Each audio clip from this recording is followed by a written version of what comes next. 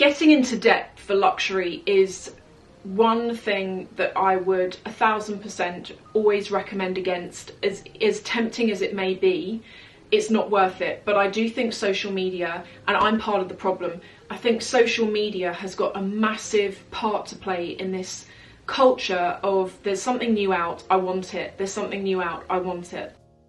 Hey everyone, welcome to another video. Today we're going to talk about using debt to buy luxury. And I'm not even just talking about credit card debt actually. I'm going to talk about Klarna, Split It, PayPal credit is another one.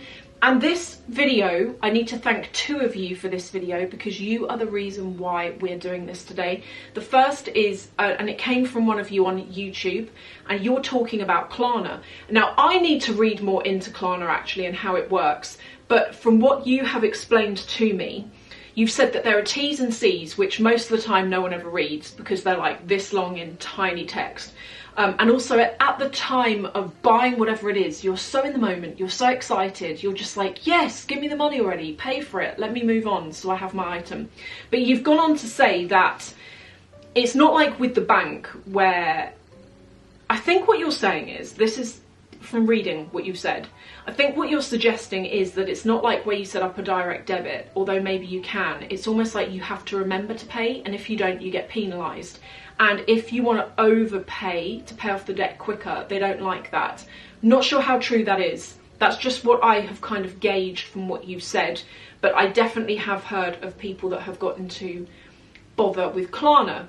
The other comment has come from one of you on Instagram, and you have said that because I've spoken before about my own experience with debt, which I'm going to briefly cover for anyone who's new, because I've spoken about that, you want to know whether, like, talking about using debt to buy luxury. And you've gone on to say that some people have said that YouTube's over, but you're actually thinking it's not over, it's the horrendous state of the global economy that is, and this kind of whole using credit to buy luxury. So, do I think social media has got a part to play? Massively, yes. Social media is marketing, and marketing is about getting people to to learn about a product that they didn't know existed in the first place. And so that's what social media does. Even when you are, let's say, making a video and it's not even sponsored, you're just like, oh, there's this cool new thing out. Did you know about it? Maybe you didn't know about it. That's what people on YouTube want, depending on the sector that you watch. Now, for example, if I talk about the sector I'm in, I do, from time to time, I do videos to do with like motivation and business, and they're more wholesome videos that aren't about materialism, but they don't get watched. The videos that are of interest to the majority are videos that are about stuff. And I get it, I understand it, but I think the problem is, that is the problem, is we're all, in the West, it's very much about stuff. And there is the problem, because if you keep seeing new things, you can't keep up with that. Even I can't keep up with that. It's that kind of desire-driven need to have the latest thing, and that, I think, is a big problem in any community on YouTube that looks at stuff. Now, for example, my favourite community on YouTube is the car influencer section, and it's the same over there.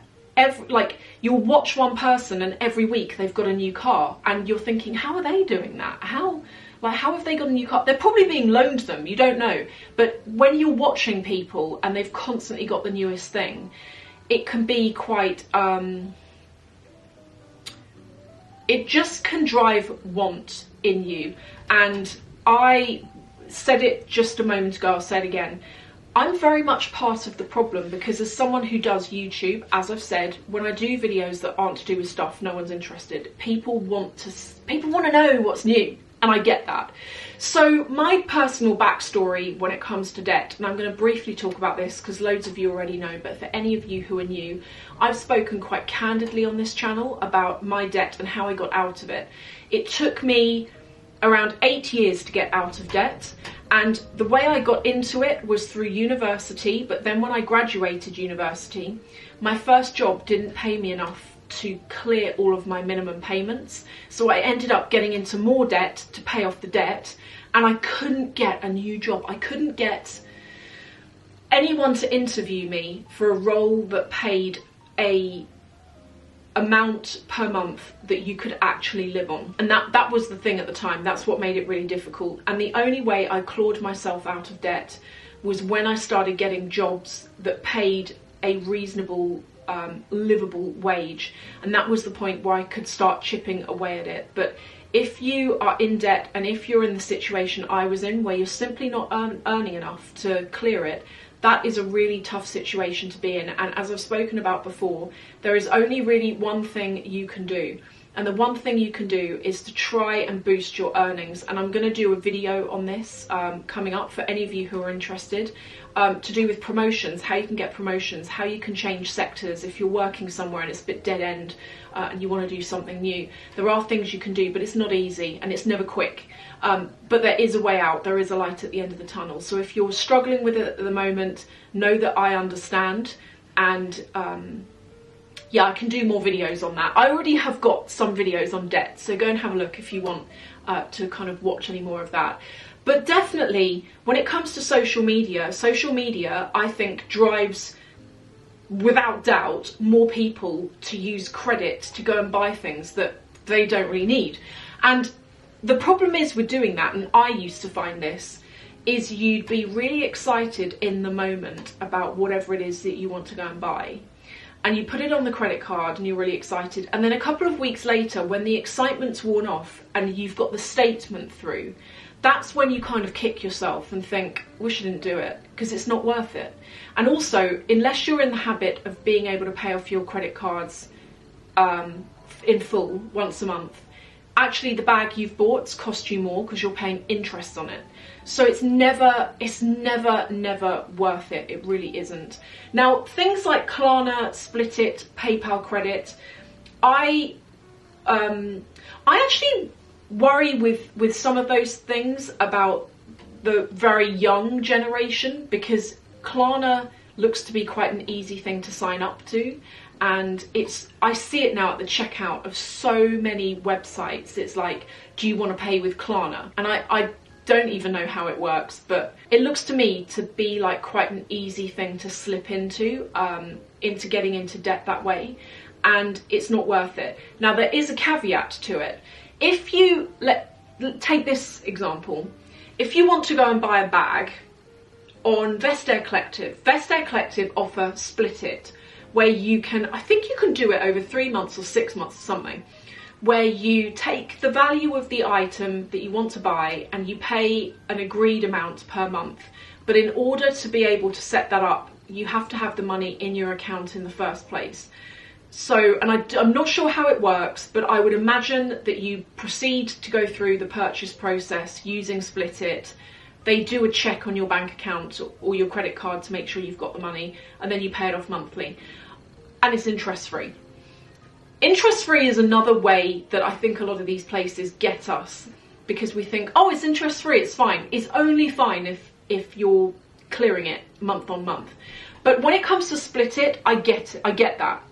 Interest free, if you've got the money available, but you're like, well, I just don't want to put all of it down in one lump sum, I get it. And I hope in this video I'm not sounding like I'm being judgmental to anyone who's in debt, because I really don't intend to be. Like, I was in debt, I've been there, as I say, and judgment is the worst thing. I think when it comes to debt as well, one thing that I used to find is if you told anyone, you'd get the whole kind of like, what did you do that for? How did that? And it's like, it's irrelevant how it happened. The fact is it did, and how can I get out of it now? That's the thing. So in this, I'm not trying to make anyone feel bad for being in it, because I think probably most people are in debt to some extent. I've always said that the only debt I ever want is the mortgage and my mobile phones. I don't want anything more than that. Not since I got myself out of that dark hole, anyway. There is one thing that I find really unfair, and it's price rises. And I find them unfair because for those of us who go to work, save, and then go and buy the item, when there's constant price rises, you can get to a point where you never quite save up enough to get the item, because just when you've saved up enough, the price has gone up. particularly if you're someone who, like, let's say you buy one bag a year, and so you're saving the most of the year to be able to get that one bag, and then just when you've reached your summit, you've reached the amount that you need to save, it's gone up.